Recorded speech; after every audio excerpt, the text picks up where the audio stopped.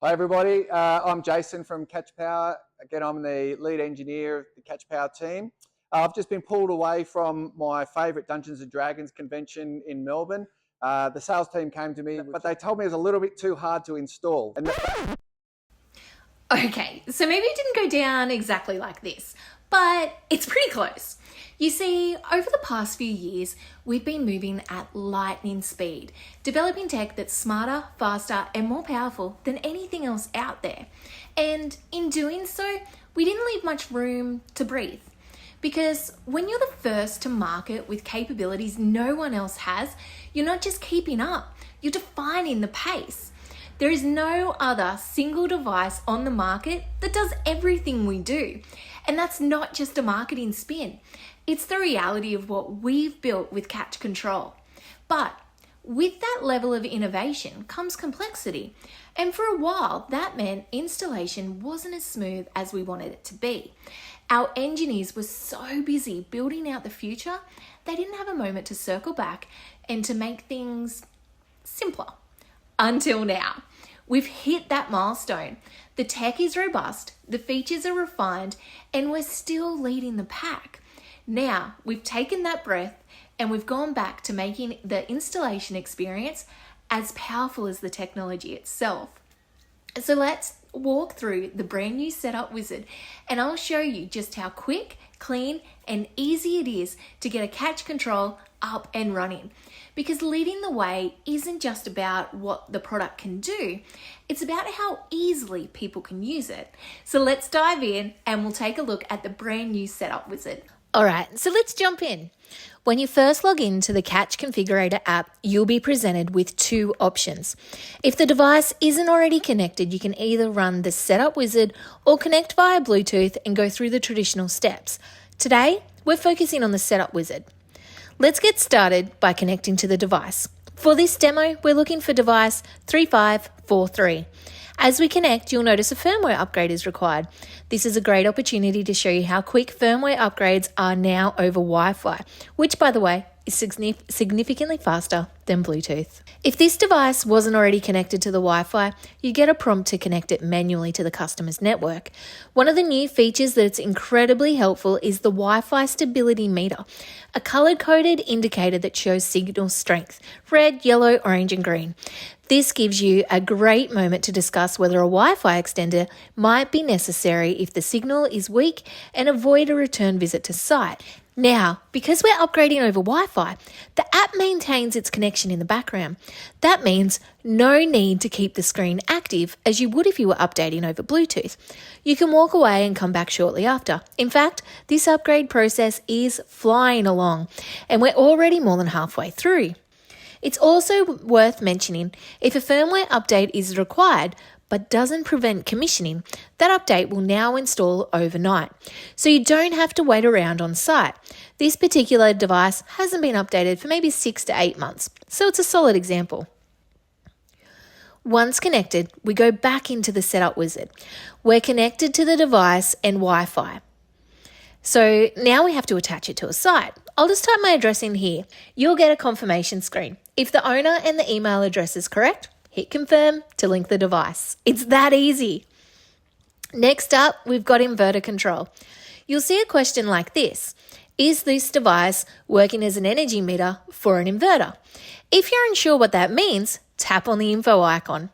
Inverter control means CATCH is the energy meter, replacing the inverter's native energy meter. I'll select yes for the walkthrough. Now we choose the inverter brand. In this case, we're using the SunGrow series. You'll then be asked about SunSpec. Now, SunSpec is the protocol that many inverters use to communicate, but not all fully utilize it. The ones we are compatible with on this level are Fronius, FIMA, and SMA.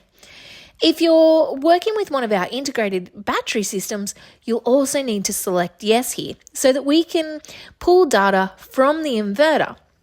I'll select no for this demo site because we don't have a battery attached. Next up, should CATCH be the master controller?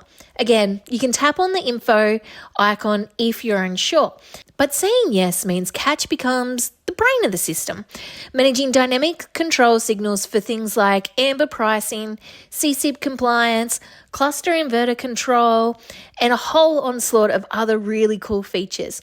I'm going to go with yes. If you just want CATCH Control to work as the energy meter without the smart integrations, you can select no, but you won't get full access to all of our cool features.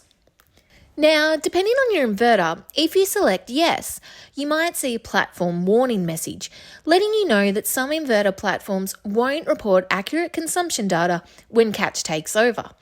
This happens because native monitoring platforms aren't sophisticated enough to deal with ever-changing network demands and site-level control.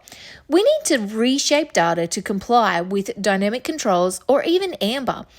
When there is a signal coming from the DNSP or a negative pricing signal, we tell the inverters that it can't export anymore, and the native platform can't make sense of this. So if CATCH is in control, don't worry about downloading the native platform, and just use the monocle to monitor instead.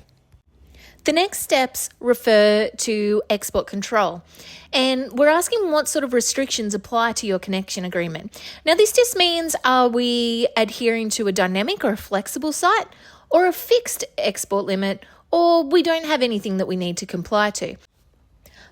I'll select fixed export limit. Since this is a New South Wales site, I don't have to comply with CSIP regulations, and I'm just going to enter my 5 kilowatt export limit as 5,000 watts. Now, we move into CT configuration. The device is smart enough to detect that this is a single phase site. If it was split phase or 3-phase, CATCH would know. We can confirm the CTs. Yes, we're placing the CT on the mains. Next, are you controlling hot water? Yeah, we've got a 3.6 kilowatt element. Do I want it monitored by a CT? Ideally, yes, but this is a 2-channel device, so I can't spare the CT.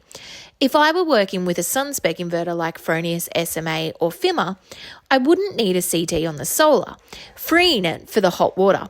Or if I had a 6-channel device, I would have a spare CT that would also allow me to take advantage of our battery exclusion zones. Now, we get flagged because we're not actually connected to a SunGrow inverter. A warning pops up. To enable export control, SunGrow requires the inverter to have an internal export limit of 0. You can't miss it as it flashes. You can also access the tech documentation right from the app. You'll see your Wi-Fi strength again. Ours is showing as fair.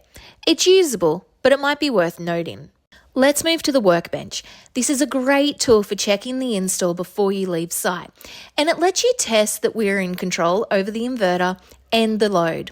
We can send a signal to the inverter to ramp down production.